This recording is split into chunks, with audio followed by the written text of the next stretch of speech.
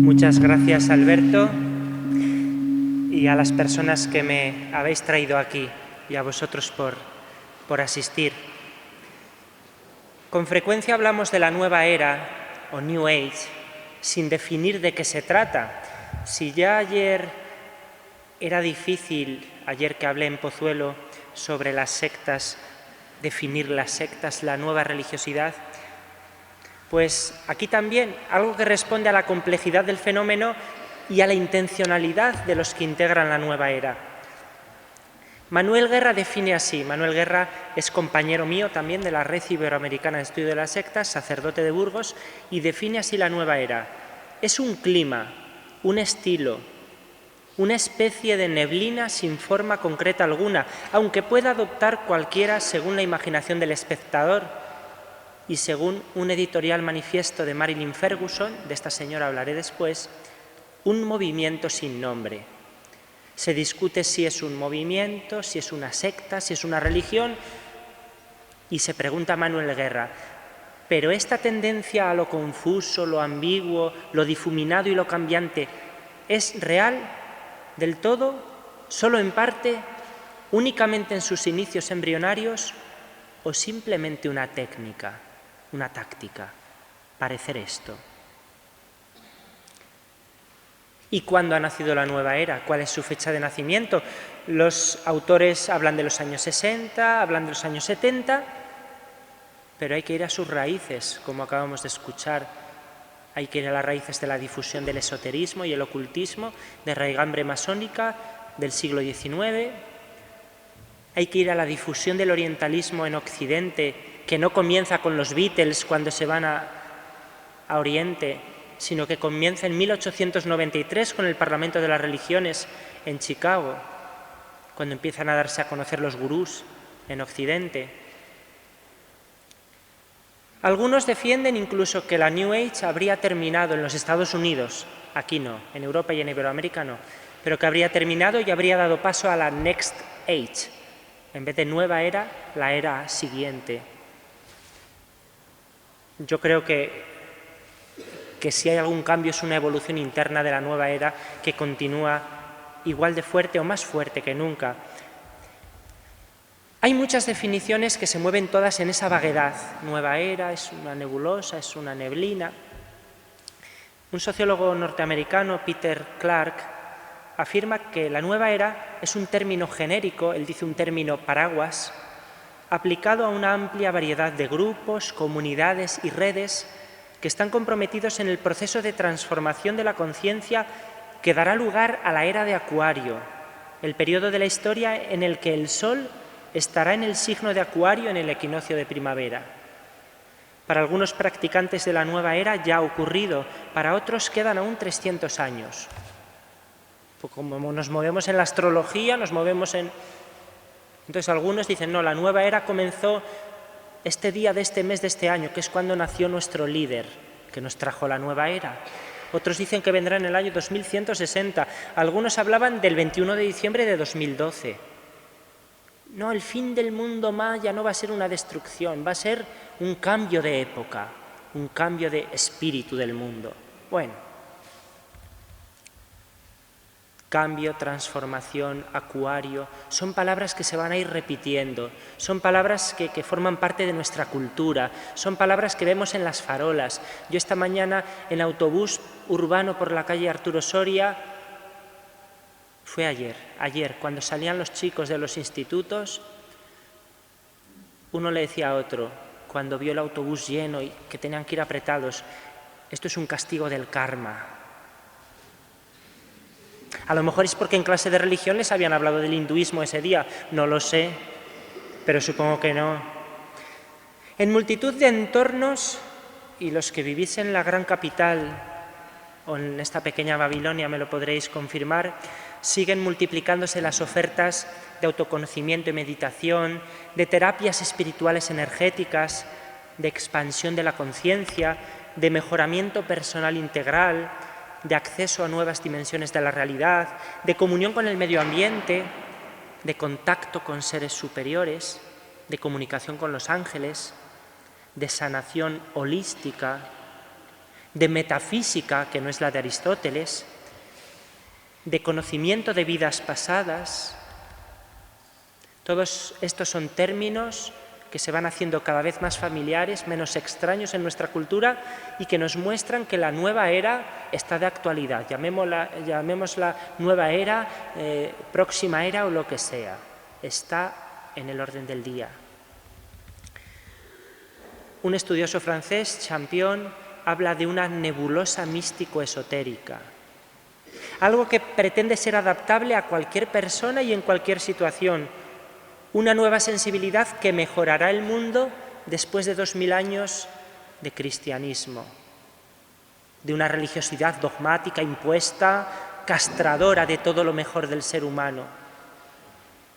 Una liberación del verdadero hombre. Pero bajo estas palabras, bajo estos objetivos atractivos, que suenan positivos, que hablan de liberación, que hablan de expansión, que hablan de paz interior, que hablan de armonía, ¿qué hay de verdad? Es necesario un análisis en profundidad de las doctrinas de la nueva era y en concreto de lo que dicen de lo divino y de lo humano, que eso es en lo que me voy a centrar hoy, que nos servirá para discernir primero si son compatibles o no con la fe cristiana y segundo, si hacen bien o mal a la persona, sea cristiana o no. Vamos a ir con algunas características fundamentales, algo introductorio para ir después a lo que dice la nueva era de Dios y lo que dice del hombre. Características de la nueva era. Resumo aquí lo que dijo Monseñor Raúl Berzosa, actualmente obispo de Ciudad Rodrigo, en un libro del año 95, que está muy bien, tiene 20 años, pero en lo fundamental nos sigue sirviendo, porque es un análisis de un teólogo, de un profesor de antropología teológica, sobre todo esto. La nueva era tiene un método, una organización, un lenguaje y unas pretensiones muy determinados, por mucho que digan que esto es algo muy determinados. Tiene una filosofía ecléctica, subjetividad, una verdad siempre relativa y voluntarista y una teología del sentimiento. Presenta un nuevo paradigma científico, habla mucho de ciencia, de una ciencia contemplada en totalidad, de una unión entre ciencia y religión y una insistencia particular en la ecología. También insiste en muchos campos que son atractivos para el ser humano contemporáneo. La psicología transpersonal, el ocultismo que siempre atrae y siempre ha atraído, la gnosis, la astrología, la magia, la reencarnación. Ayer decíamos en Pozuelo que un 19,8% de los jóvenes españoles hace 5 años decía creer en la reencarnación, un punto más que la resurrección. Una espiritualidad difusa, no al Dios personal, no a lo institucional. Lo divino es un estado de conciencia superior, en esto profundizaré después. Nos dice que la era de Acuario o ha comenzado o comenzará en el año 2160, tras los ciclos astronómicos de Tauro, las culturas mesopotámicas, Aries, el judaísmo, y Piscis, el malvado cristianismo. Acuario va a traer la nueva religión mundial, la de todos, la nueva religión de la paz, del amor, de la iluminación, de la concordia, de la liberación, del buen rollo, la unidad de todas las religiones. Habla del retorno del Cristo, no he dicho de Cristo, del Cristo. Va a regresar el Cristo, que es una figura universal a quien llaman Maitreya y que a lo largo de la historia de la humanidad se ha encarnado o se ha reencarnado en distintas figuras como Krishna, como Buda, como Jesús. Algunos añaden también Mahoma. Estos grandes iluminados son encarnaciones, avataras del Cristo universal. Es muy importante el lenguaje, como veremos después. Se utiliza un lenguaje que no significa lo mismo que lo que estamos pensando nosotros. Y el eje central es la transformación. Para transformarnos nosotros personalmente y la humanidad hay que conspirar. Estos no tienen vergüenza en utilizar el término conspirar, en su sentido etimológico de respirar juntos. Para lograr el cambio global hay que trabajar a nivel local. Piensa globalmente, actúa localmente, actuando en red. Internet favorece mucho todo esto. Estas son las características fundamentales. ¿Cuáles son las corrientes que sustentan la nueva era? Habida cuenta de que se trata de una cosmovisión, pues podemos hablar de varias. La primera y la más conocida para todo el mundo es el esteticismo musical. Hay un género musical que es el género New Age, sobre todo puesto de moda en los años 90. Es un refugio esta música en medio de este mundo malo y oscuro para buscar la armonía en la melodía. Música instrumental, música purificadora, con distintos subgéneros, música cósmica, la música de los planetas, música étnica de distintos pueblos indígenas de la Tierra, música acústica, música electrónica, música ambiental, música de la naturaleza, música de repetición, una música que muchas veces tiene el fin de despertar los chakras, otro término que está al orden del día como karma, los chakras, los 7 centros energéticos que estarían a lo largo de nuestra columna vertebral y por los que asciende la energía kundalini, que es como una serpiente, para llegar a alcanzar la iluminación. Todo esto viene de las cosmovisiones orientales. Eso es la música. En segundo lugar, la ciencia.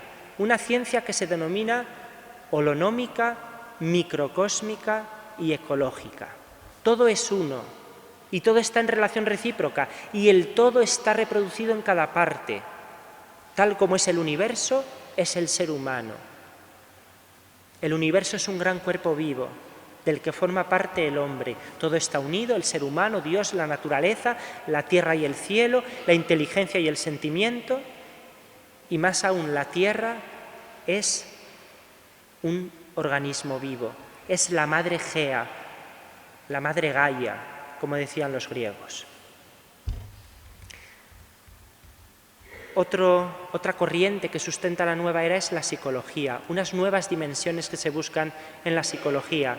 Después de esas grandes escuelas del siglo XX, psicoanálisis, conductivismo y psicología humanista, hay una vuelta de tuerca más que es la psicología transpersonal. Dicen los defensores de la nueva era que las religiones tradicionales nos hemos quedado en los preliminares de la verdadera espiritualidad, por eso habría que profundizar. Los pasos de transformación de la conciencia son los siguientes. Primero, nuestra conciencia se sacude por un curso, por un libro que hemos leído. En segundo lugar, hay un descubrimiento progresivo por medio de la meditación, de entrevistas, de la contemplación de arte, del escuchar música. En tercer lugar, una integración, un acceso a un nivel superior de conciencia con la ayuda de un maestro exterior, de un gurú o de una voz interior, sea lo que sea. En cuarto lugar, la conspiración. Mi yo, que ya está unificado, se une a otros yoes para renovar la humanidad. Entonces el hombre nuevo se identifica con lo divino, armoniza la ley divina, manifiesta la energía amor y actúa de forma fraterna en el mundo.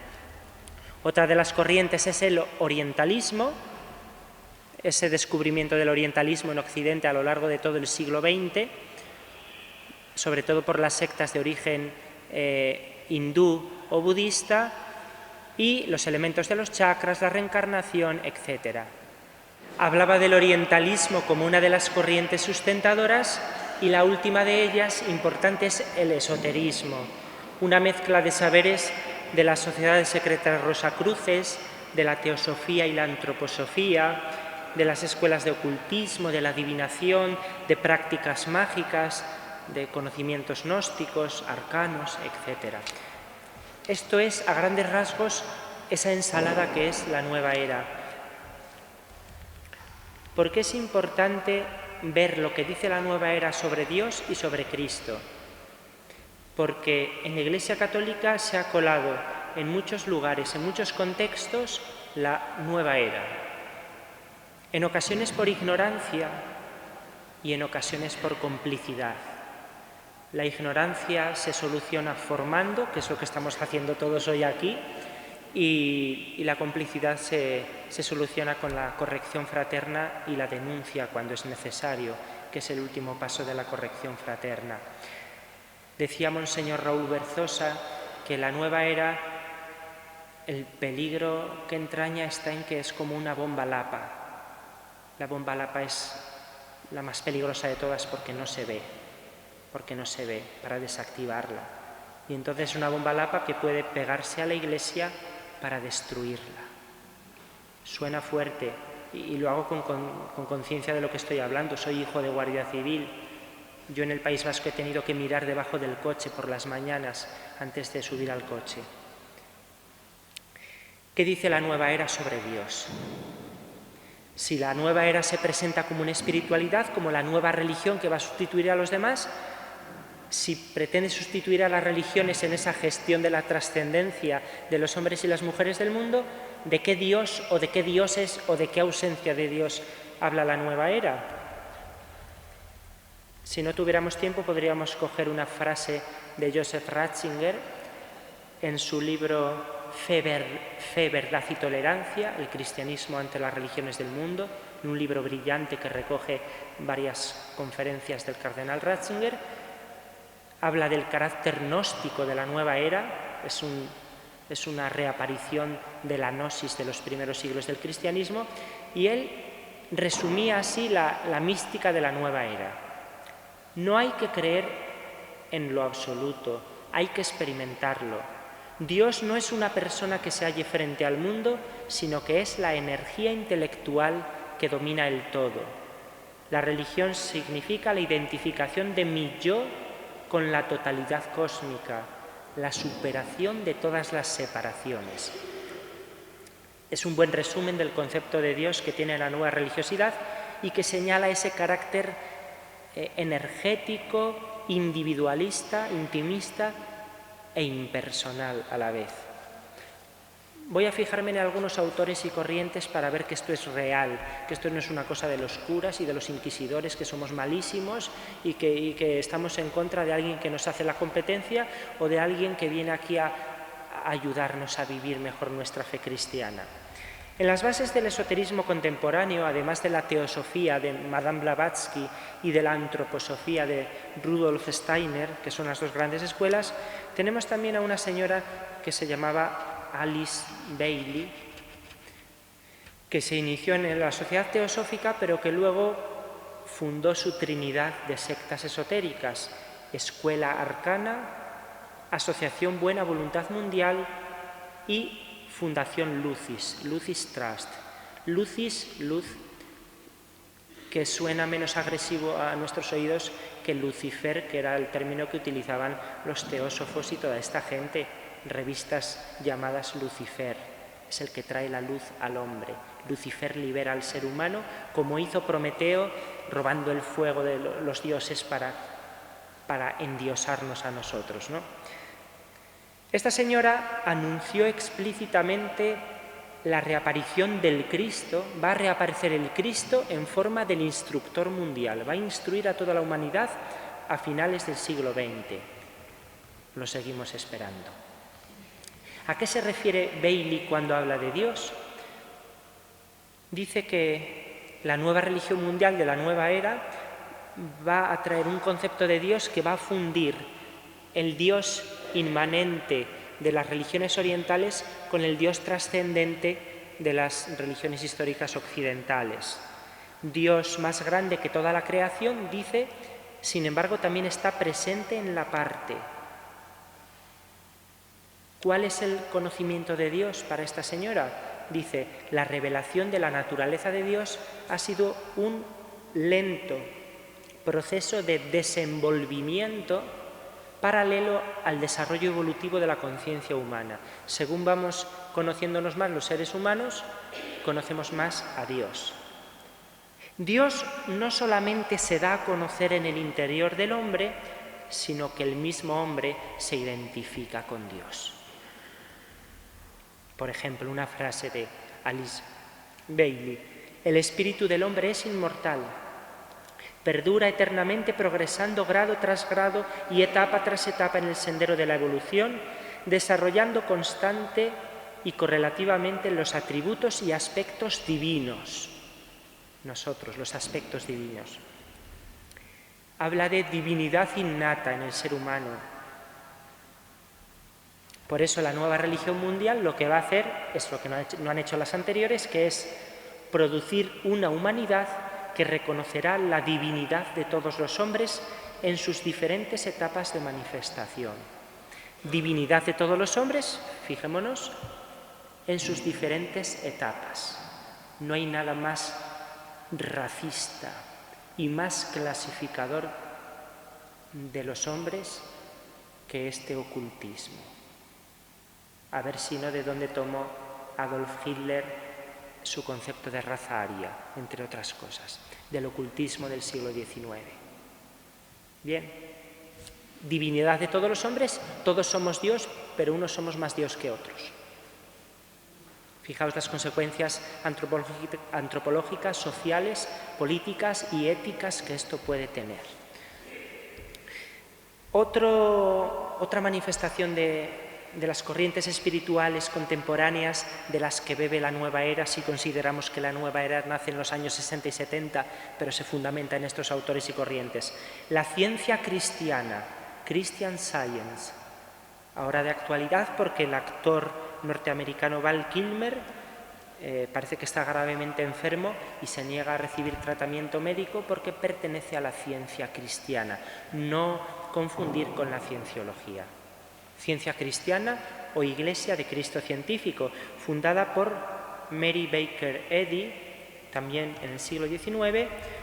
Ella era una mujer de una experiencia religiosa protestante, pero que se vio influida por la sanación atribuida a la lectura de la Biblia. Entonces ella crea un grupo religioso diferente, escribe un libro que se llama Ciencia y Salud con clave de las Escrituras, y entonces su secta utiliza la Biblia y el libro de esta señora. Habla de Dios con un carácter personal, claro, se basa en la Biblia. Y entonces un cristiano puede leerlo y decir, esto es aceptable.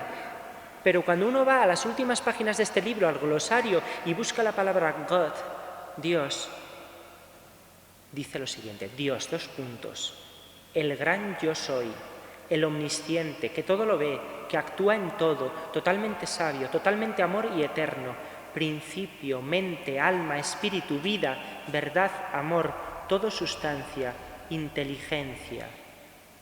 Bueno, hasta podríamos aceptar esto, atributos de Dios, pero esta señora, aun naciendo del cristianismo reformado, rechaza la doctrina trinitaria de Dios. Dice: la teoría de tres personas en un Dios, es decir, una Trinidad, sugiere politeísmo en vez del único siempre presente yo soy. Se refiere a Dios como Padre, Madre, e insiste en alejarlo de todo lo referido a la materia, y llega a decir: la mente del hombre es el principio creativo, Dios. La mente del hombre es Dios. Bueno, luego, como Dios es espiritual y no material, Dios es el que existe, pues lo material no existe, el dolor no existe y la enfermedad no existe. No existe el mal, porque Dios es real y entonces todo esto no puede ser real. Es un silogismo absurdo. Un movimiento cercano a la ciencia cristiana es un conglomerado que se llama Nuevo Pensamiento. Os digo todas estas cosas porque luego podemos verlo, podemos escucharlo y pensar que, bueno, esto es una corriente filosófica. No, esto es algo más. El Nuevo Pensamiento, también a caballo entre los siglos XIX y XX, nos habla de Dios como una razón superior o una intuición trascendental que lleva al panteísmo. Todo es Dios. Dicen esto: Dios es una naturaleza en la que era inmanente el espíritu uno del universo, un universo animado por una mente universal, evolucionando bajo la ley y el orden universal. Y habla de una energía o poder al que llamamos Dios. Le llamamos Dios, pero es una energía. Podríamos hablar del neopaganismo, esto me lo voy a saltar, la Wicca, la recuperación de los cultos precristianos, celtas, druídicos, brujeriles, todo esto está creciendo. Hay varias confesiones religiosas en España registradas en el registro de entidades religiosas del Ministerio de Justicia que ya han hecho una federación entre ellas para pedirle al Estado la concesión del notorio arraigo, porque llevamos más tiempo en la península ibérica que estos católicos. Estábamos nosotros antes. Hablan del dios cornudo, que a nosotros nos suena a otra cosa, el dios cornudo. Los cristianos hablan del dios cornudo, de la diosa de la fertilidad, de la madre tierra. Hablan de esa divinidad que está en cada flor, en cada planta, en cada animal. Todo es divino. Es una regresión en la evolución cultural y religiosa del ser humano. Volvemos a divinizar las fuerzas de la naturaleza. Y luego hay otros teóricos y divulgadores. Marilyn Ferguson escribió a principios de los años 80 el libro La conspiración de Acuario. Es como el manifiesto o la carta magna de la New Age. Habla de un cambio de paradigma en la ciencia, en la psicología, en la estética, todo esto que hemos visto hasta ahora, y también en lo religioso. En un capítulo que se titula El Dios interior, la antigua herejía. Está reconociendo que la nueva era no es tan nueva. Dice que hay que abandonar los viejos conceptos de la divinidad, los nuestros, y dar el nombre de Dios a la parte más elevada del universo. Dice ella, a Dios se le experimenta como flujo, como totalidad, como infinito caleidoscopio de la vida y de la muerte, como última causa, fundamento del ser. Dios es la conciencia que se manifiesta como el juego del universo. Dios es la matriz organizadora que podemos experimentar pero no expresar. Es lo que da vida a la materia. Hay una señora, Eileen Cady, que en su libro Dios me habló, que lo leen como rosquillas, quédate tranquila, le dice una vez una voz interior a esta señora, quédate tranquila y sabe que yo soy Dios. En la quietud encuentras la verdad, encuentra ese lugar secreto dentro de ti misma y en ese lugar la verdad con mayúscula será revelada. Es un episodio clásico de channeling. Channeling es el nombre moderno y guay de la mediumnidad, del espiritismo de toda la vida. Yo me constituyo en canal de una entidad extraterrestre, divina, angélica, demoníaca, lo que sea, que habla a través de mí, que se expresa a través de mí. Como vemos en todo esto, hay frases que cogidas tal cual, bueno, también San Agustín dice que volvamos a nosotros mismos para encontrar a Dios, pero San Agustín deja claro que encontramos a Dios en el interior sabiendo que nosotros no somos Dios. Lo encontramos como una alteridad. Dios es otro, el infinitamente otro al que puedo encontrar dentro, pero que no soy yo, no soy yo. Veritas habitat in interiore hominem. La verdad habita en el hombre interior. La verdad no es el hombre, sino que habita en el hombre. Bueno, otros autores que me salto, Osho, O-S-H-O. Lo digo porque si vais a cualquier gran superficie comercial que tenga una librería importante, del cristianismo encontraréis medio estante, pero de Osho 2 o 3 estantes. Un señor de barbas, un anciano venerable que se puede poner al lado de la Madre Teresa de Calcuta, del Dalai Lama, porque aquí todo vale lo mismo, ¿no? Este señor se llamaba Bhagwan Sri Rajneesh. Hay una foto muy popular suya que sale de frente y de perfil porque le sacó fotos la policía de los Estados Unidos cuando lo detuvo y lo encarceló. Lo llamaban el gurú del sexo en la India. En la India lo llamaban el gurú del sexo y se tuvo que ir porque los hindúes no lo aguantaban y montó su rancho en Oregón y su flota de Rolls Royce. Bueno, este señor dice, este señor que se le lee, que hay religiosas que tienen su agenda, No sé por qué en lugar de regalarle a sus familiares la agenda de Mafalda, le regalan la de Osho. Ya si no es de ningún santo, que sea de Mafalda, pero no de Osho. Osho dice: Dios es también salvaje, más salvaje que el amor. Un Dios civilizado no es Dios del todo. El Dios de la Iglesia, el Dios del templo, es solamente un ídolo. Dios hace mucho que ha desaparecido de esos lugares, porque Dios no puede ser aprisionado. Esos lugares son cementerios de Dios. Si tú quieres encontrar a Dios, tendrás que estar disponible a la energía salvaje de la vida. Dios es el clímax. El gurú del sexo está diciendo esto, Dios es el clímax, la culminación. Dios viene como un torbellino. Habla así de Dios con esa generalidad que llega al panteísmo. En uno de sus libros dice: en la meditación tú te conviertes en Dios. La gente piensa que en la meditación verá a Dios. Esto es erróneo. No hay nadie a quien ver. Dios no es un objeto. En la meditación tú te conviertes en Dios porque todas las distinciones desaparecen. Benjamin Creme, que es un señor que viene a Barcelona todos los años a dar conferencias sobre el advenimiento de Maitreya, el nuevo Cristo, él es su profeta, dice: todo es Dios, de hecho no hay nada más que Dios.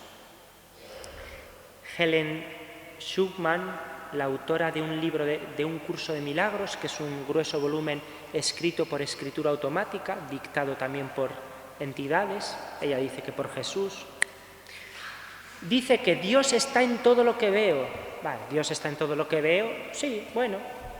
Dios permanece siempre en todos los lugares y en todas las cosas, y nosotros somos una parte de Él. No hay separación entre Dios y su creación. Se carga el avance en la historia de la humanidad que supuso la Biblia, el judaísmo y el cristianismo. No hay separación entre Dios y su creación. Donald Walsh, autor de Conversaciones con Dios, a lo mejor habéis visto la película, a lo mejor alguien nos ha dicho: tú que eres tan religioso, tan espiritual, tienes que ver esto. Pues es un señor que de repente un día escucha una voz interior que dice que es Dios. Y dice: Dios es el todo y la diosa es todo y no hay nada más. A quien le interese, todo esto lo tengo en un artículo de 50 páginas haciendo un repaso de toda la morralla esotérica de la nueva era, hablando de Dios. Bueno, hemos terminado con una frase muy redonda, ¿verdad? Lo de Dios. Dios es todo y no hay nada más. Entonces, ¿dónde queda el ser humano? ¿Dónde quedamos nosotros? Bien, resumo mucho este planteamiento de la antropología que subyace a la nueva era. ¿Qué imagen del hombre hay? En primer lugar, se exalta la autonomía del sujeto. No digo libertad, digo autonomía.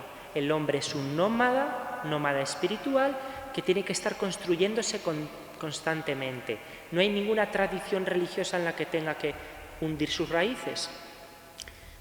Entonces, si antes era aquello de Cristo sí, Iglesia no, ha evolucionado y ahora espiritualidad sí, religión no. Espiritualidad, yo me construyo, yo creo en algo, no en alguien. Yo creo pero no participo en nada, no pertenezco. La socióloga inglesa Grace Davy ha acuñado la expresión believing without belonging, creer sin pertenecer. Esto lo vemos en las encuestas de religiosidad en Europa. Dice un sociólogo francés, Frédéric Lenoir, que esta es una de las paradojas de la modernidad religiosa. Algunos individuos reivindican cada vez mayor autonomía, pero no consiguen necesariamente soportar la soledad de la búsqueda espiritual. Se unen entonces a pequeños grupos a los que se sienten afines. En segundo lugar, la salvación lograda por uno mismo, pelagianismo o semipelagianismo. La salvación la consigo yo con mi esfuerzo, con estas técnicas, con esta meditación, con estas horas de práctica de respiración, de mantras al día. Un utilitarismo espiritual. La salvación está al alcance de tu mano.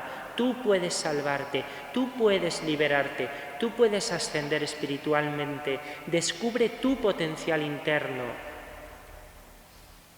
El fin es la autorrealización, el bienestar, el yo y el yo.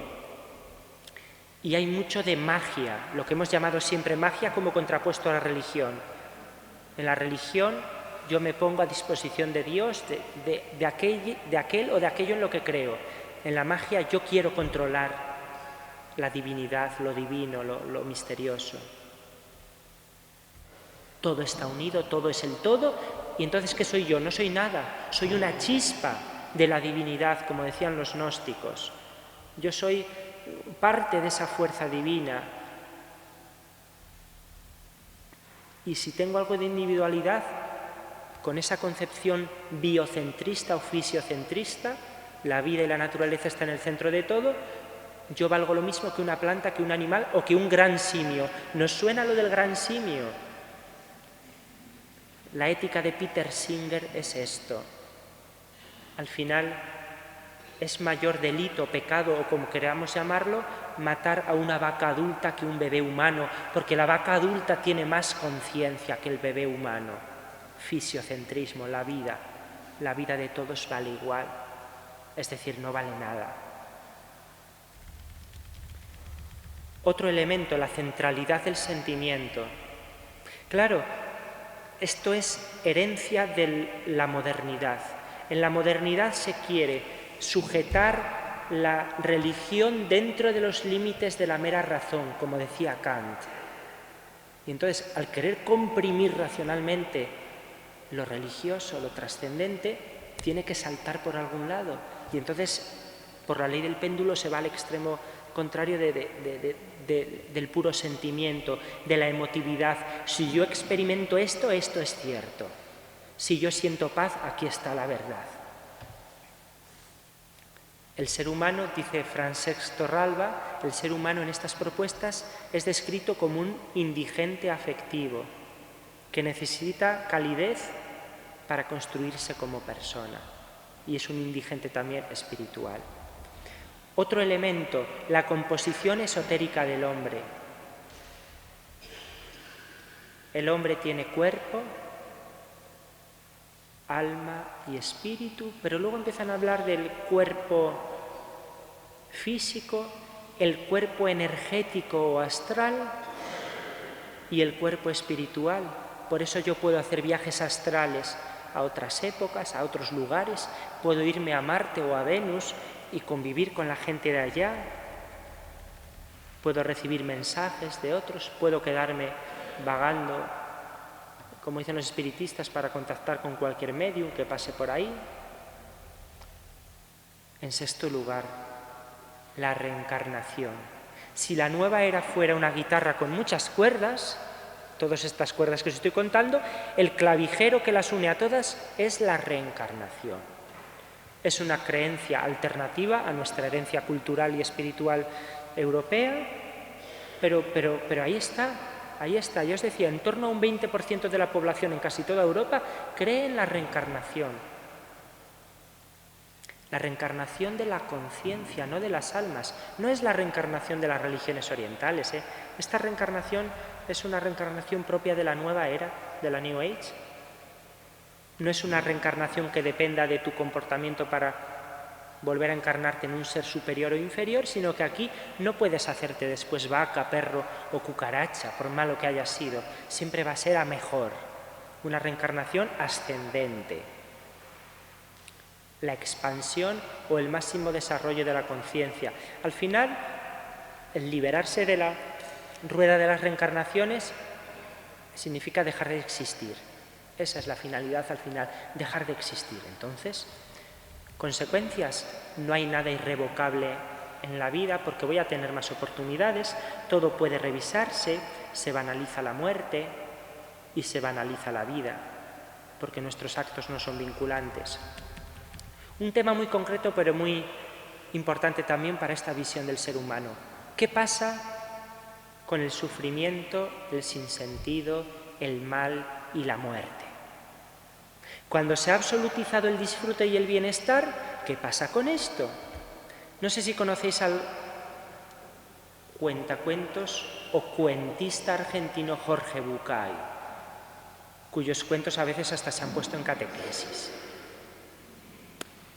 Primer cuento de su libro y de su disco, porque como es argentino es muy agradable para nuestros oídos, ¿verdad?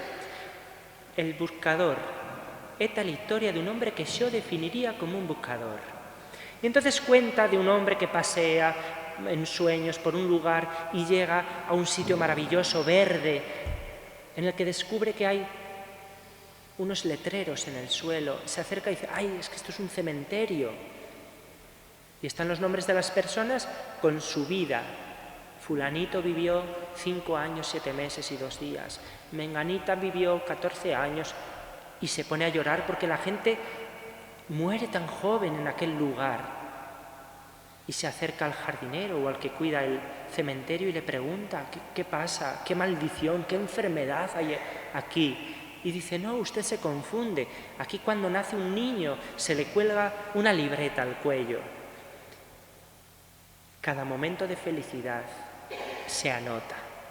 Cuando alguien muere anciano, se suman todos esos momentos de felicidad y se pone en su lápida. Esa es la verdadera vida que ha vivido. ¿Y qué pasa con los momentos de sufrimiento? ¿Qué pasa con la enfermedad? ¿O es que la New Age es una religiosidad a medida del hombre occidental triunfador, acomodado e insensible ante las grandes injusticias, desigualdades y ante la acción del misterio del mal? La respuesta es clara. Claro, la vida en este mundo es la fuente de todo sufrimiento, el cuerpo es cárcel del alma, resonancias platónicas y neoplatónicas. Bueno, pues cuando se confronta esa vida feliz ideal con la realidad, hay interferencias. Y en último lugar, el elitismo gnóstico.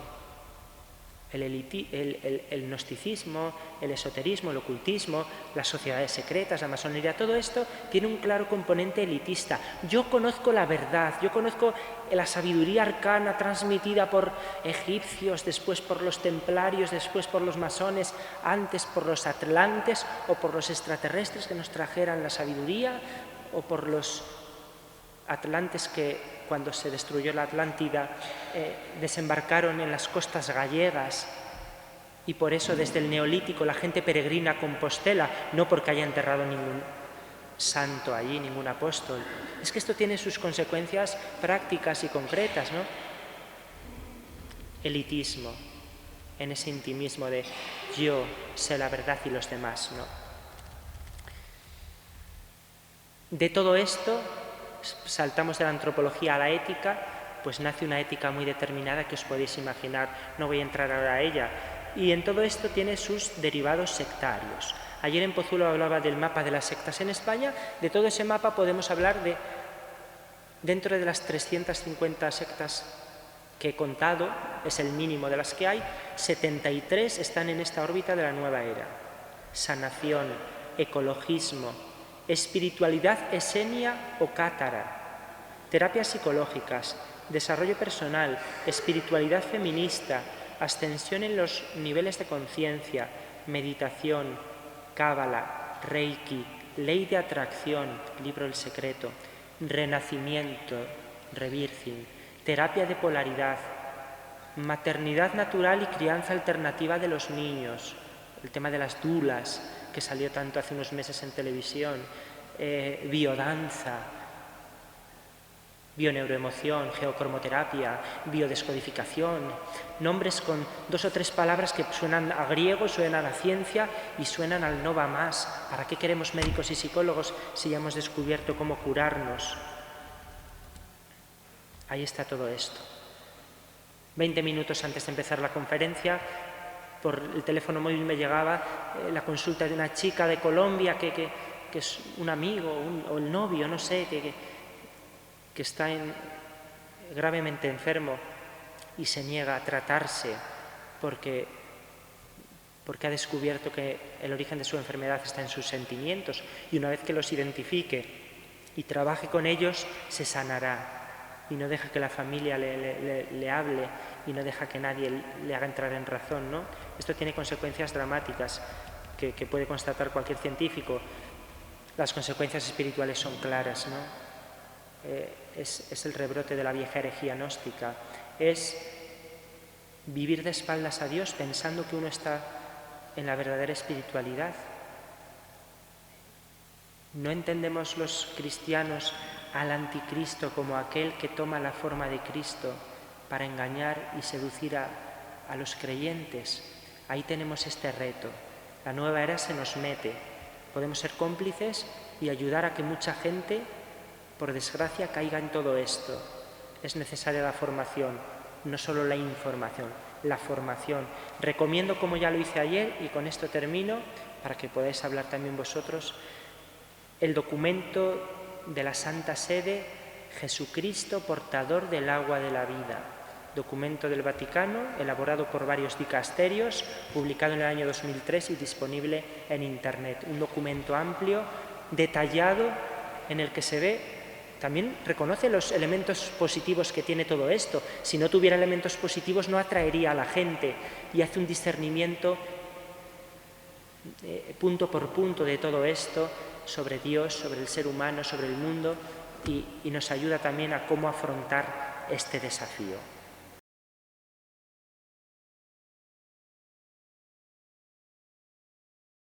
Mi respuesta es triple, porque esto no se puede decir un sí o un no y ya está.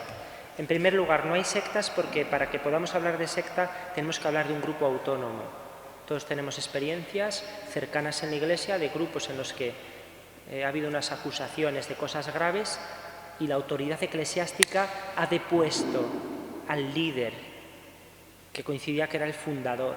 Eso en una secta no se puede hacer, la secta es un grupo suelto. Entonces, no hay sectas dentro de la Iglesia. Número 2, en la teoría puede haber comportamientos sectarios, rasgos sectarios, derivas sectarias dentro de cualquier realidad de la Iglesia. Llámese asociaciones de fieles, movimientos apostólicos, congregaciones religiosas, parroquias, seminarios. Puede haber todo esto. Eso es lo teórico, lo práctico es que lo hay, por desgracia, ¿no? En tercer lugar, la Iglesia Católica tiene, bueno, aparte de que cualquier cosa que haya que sea un delito hay que denunciarlo, yo creo que lo tenemos claro, ¿no? La Iglesia Católica tiene los instrumentos no solo para corregir estas desviaciones y estas perversiones, sino también para prevenirlas. Y están todas contenidas en un libro. Bueno, la escritura, por supuesto. Están todas contenidas en el Código de Derecho Canónico, 1983. A quien le interese este tema, se ha publicado un escrito mío sobre esto que se titula ¿Qué pasa cuando hay derivas sectarias dentro de la Iglesia? En un encuentro de hace unos meses en Barcelona me pidieron esto y como yo creo que no tenemos que tener miedo los católicos, miedo ninguno a nada, para que lo haga un enemigo de la Iglesia lo hago yo, vestido con este clerman. Entonces, conté esto en 20 minutos, pero no hay sectas. Sí hay derivas sectarias, las hay, y la Iglesia tiene las herramientas para corregirlas y para prevenirlas, que es que se cumplan los estatutos de cada grupo, que el obispo vele por esto, que si hay una queja o una denuncia, se investigue, no se tape, no se mire para otro lado. Qué bien cantan, cuántas vocaciones tienen, cuánto rezan. A ver, si hay víctimas, si hay personas a las que se ha hecho daño, hay que hacer algo. Entonces, lo que la Iglesia ya ha hecho con el tema de la pederastia, que antes sabemos cómo se trataba, pues hay que hacerlo con esto también. En Francia nos llevan la delantera con esto y entonces hay un obispo que se dedica a estas cosas. Porque aquí en España me vienen a mí a quejarse y yo tengo 9 parroquias que atender, yo tengo que atender a los periodistas de mi tierra porque soy el encargado de comunicación y además me dedico a esto de las sectas como hobby. Entonces que vayan a quejarse a otro. Yo les digo, vete a tu obispo, es que mi hijo ha entrado en el camino neocatecumenal, es que este es del Opus y es que esta está en unas monjas que no la dejan de hablar por teléfono. Entonces hay que ver, hay que explicar primero la razón de muchas cosas. es que celebran la misa el sábado por la tarde para que los chicos no se vayan de fiesta. Hombre, por favor, desde las 4 de la tarde estamos ya de domingo, todos los católicos del mundo. Bien, entonces, claro, hay mucho desconocimiento, mucha falta de cultura religiosa, y lo hay que ver que en muchos lugares puede ser movimientos o grupos sanos que en algún lugar, por la psicología de su líder, de su responsable, tenga un comportamiento sectario. Eso pasa. Bueno, pues no hay que tener miedo a decir, esto puede pasar y esto hay que solucionarlo. Porque la corrupción de lo mejor es lo peor. O sea, ese adagio latino es cierto, totalmente cierto.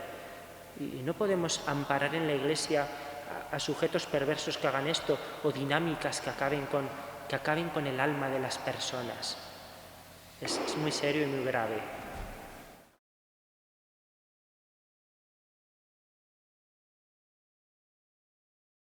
Bien, la meditación trascendental es algo que por su propio nombre parece muy genérico, meditación trascendental. ¿Cualquiera puede hacer meditación trascendental? Bueno, la meditación trascendental es una secta fundada por Maharishi Mahesh Yogi, aquel gurú que le ponía las guirnaldas de flores a los Beatles cuando fueron a verlo a la India, que tiene su propia universidad, que tiene sus propios estudios científicos sobre la bondad de la meditación. Por supuesto que la meditación hace bien al hombre, y el rosario y todo nos da paz, por supuesto, aunque uno lo haga sin fe, ¿no? Pero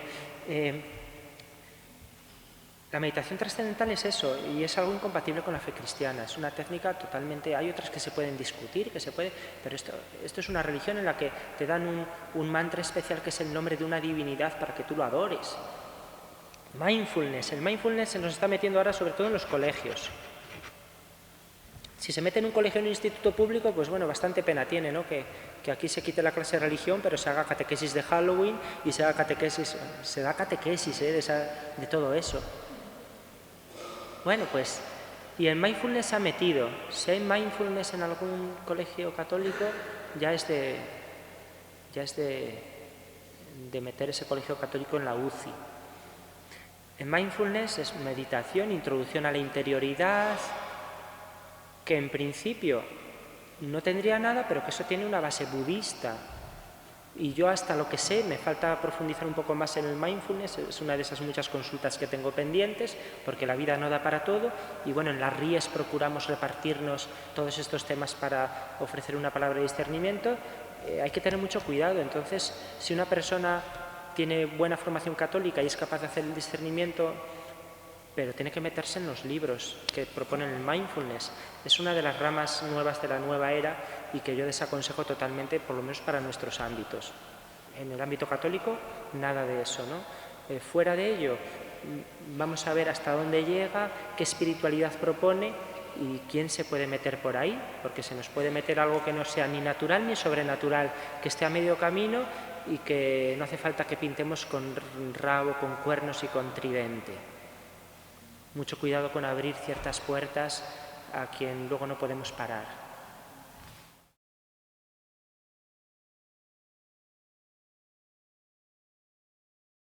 El nombre lo dice todo, Asociación Española de Sanadores Espirituales, ¿no? Se está hablando de sanación, de espiritualidad. ¿Cuál es el problema en concreto con esto? Porque a raíz de algunas denuncias y algunas informaciones que nos llegaron a las RIES, estuvimos viendo que todo esto era un batiburrillo y de orientalismo, curanderismo, hasta chamanismo, en el que estaba metido algún sacerdote de Madrid, al que no conozco, entonces por eso hablo con total libertad, y si lo conociera también, lo diría, y entonces con su ramificación en alguna parroquia, yo cuando he visto sus programas, los programas de lo que hacían, por supuesto en una casa de espiritualidad católica, eran todo cosas incompatibles con la fe, ¿no? Y eran cosas que como mínimo están en el ámbito de la superstición y de lo mágico y de lo esotérico, como mínimo, ¿no? Entonces, en nuestro blog de las RIES en Infocatólica, como Infocatólica tiene un buscador, se puede buscar Asociación de Sanadores Espirituales y ahí aparece un poco lo que es todo esto, ¿no?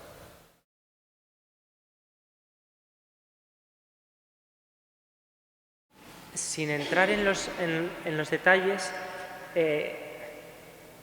Eso es como cuando se nos presentan los esenios. Hay un papa esenio en Barcelona que me quiere llevar a los tribunales por hablar de ellos. Yo no hablo mal de ellos, solo hablo. Y cuando hablo de ellos la gente se cachondea de la risa, porque su papa viste de papa y sus obispos y obispas visten de obispos y obispas. Nos hemos quitado la sotana para que se la pongan otros. Esto es de... Bueno. Entonces estos esenios dicen que traen el cristianismo verdadero y que son una rama y no tienen nada que ver con nosotros, ¿no? Y los cátaros hacen lo mismo. ¿Qué pasa con la cábala? Dicen, no, eso sí es una rama que nació del judaísmo pero que está totalmente aparte del judaísmo porque es esoterismo puro, es numerología, es la magia de los números. Todo el mundo, toda la realidad lo ven desde los números. Es esoterismo, aunque ellos se llamen rabinos a sus líderes y digan que es una mística judía como el sufismo es una mística musulmana y como el cristianismo tiene sus místicos, es algo que se ha desgajado del judaísmo y que la versión que conocemos en Occidente es una secta guión negocio, que tiene su central en Hollywood, que tiene su programa para escuelas, para instruir en la cábala a los niños en colegios públicos. En Iberoamérica lo hacen, en algunos países. Madonna ha sido, creo que ya no es miembro de este movimiento porque se dio cuenta de que los ingresos millonarios de donativos que hacía no le quedaba muy claro a dónde iban y que tiene un merchandising impresionante para vender la pulsera, el libro, el disco y todo esto, ¿no? La cábala es... eso no solamente es una corriente difusa de la nueva era, sino que ha cristalizado en un movimiento sectario, al menos importante, y hay otros que se basan en lo mismo, altamente desaconsejable también.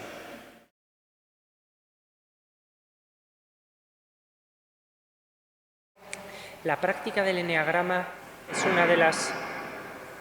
una de las principales corrientes de la nueva era. Sí, mira, no ha salido por aquí, pero el documento del Vaticano la cita el eneagrama. Lo digo para que no me digan que estoy contra algunas congregaciones religiosas que hacen ejercicios espirituales con eneagrama en la cueva de Manresa en la que estuvo San Ignacio de Loyola. Ejercicios espirituales con eneagrama. El eneagrama pretende ser una psicoterapia que divide en 9 tipos de personas a las personas. Yo soy un 5, yo soy un 2, yo como soy un 2 me puedo relacionar en esto con un 7, como una herramienta de autoconocimiento y de adquirir destrezas para la vida, ¿no? El eneagrama es una técnica esotérica inventada por Gurdjieff. No hay ningún psicólogo que haya inventado esto. Por Gurdjieff, uno de los grandes esoteristas de comienzos de la primera mitad del siglo XX. Y bueno, pues lo está difundiendo los jesuitas y las teresianas. ¿Qué le vamos a hacer? Pero vamos, yo tengo libros de autores esotéricos explicando que es algo suyo. No es una psicoterapia que se pueda aplicar sin más, como hacen alegremente congregaciones de religiosos y de religiosas.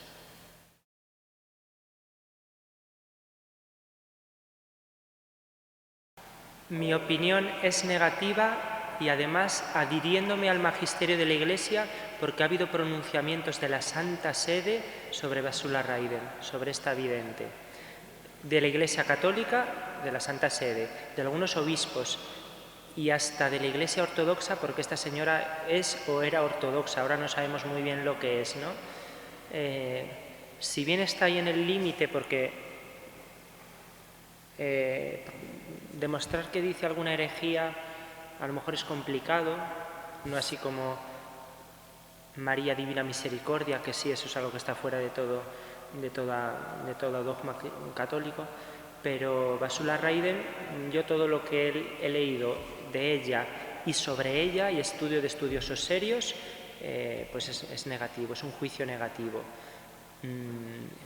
Recomiendo leer lo que ha escrito sobre ella, se puede encontrar en internet, Miguel Pastorino, que es un compañero mío de las Rías, de Uruguay.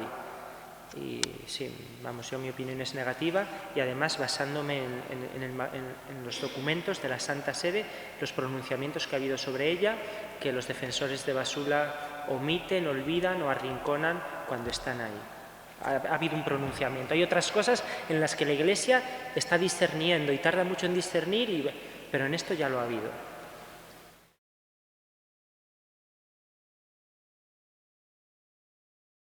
Paulo Coelho, que es un ejemplo muy divulgado, muy popular, muy sencillito de lo que es la nueva era, tipo Jorge Bucay, ¿no? Paulo Coelho va a misa los domingos, reza varias veces al día, oración mental, lee la Sagrada Escritura y todas las Navidades va a Lourdes, al santuario de Lourdes varios días. Se manifiesta católico desde una experiencia de conversión que tuvo después de una experiencia del mal. Él tuvo una experiencia de la presencia del demonio en su vida después de haber hecho un pacto con él, todo hay que decirlo. Esto está en su biografía oficial. Y entonces él dice que es católico, pero él es un mago, él se considera un mago, él puede hacer llover a voluntad. Él controla las fuerzas de la naturaleza porque al final, en el fondo de la nueva era es que yo soy Dios. ¿Qué dijo la serpiente en el árbol a nuestros primeros padres? Seréis como dioses, seréis como dioses.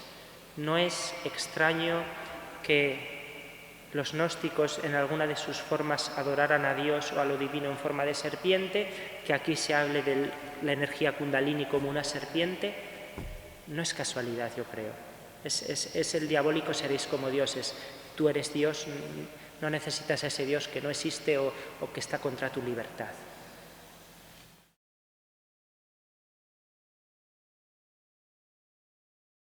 Los Illuminati es una sociedad fundada en Baviera, en el siglo XVIII, todo ese ambiente esotérico, masónico,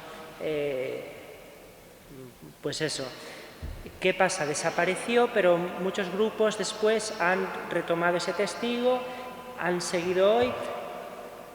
Hay que tener mucho cuidado porque mucha gente en toda esa morralla de literatura esotérica saca el tema, lo sacó Dan Brown. Bueno, hay que tener cuidado porque hay mucha literatura y mucha fábula en torno a ellos, pero hay grupos que se crean así. En Barcelona hace unos años funcionó un grupo que se llamaba Orden Illuminati. Después el fundador de esta y de otras sectas, porque fundó varias, se convirtió al judaísmo. Bueno, estamos en el ámbito del ocultismo, del esoterismo mágico, ritual, y bueno, todo eso está ahí, con un afán de atacar a la Iglesia Católica en muchas ocasiones, claro. Muchas gracias.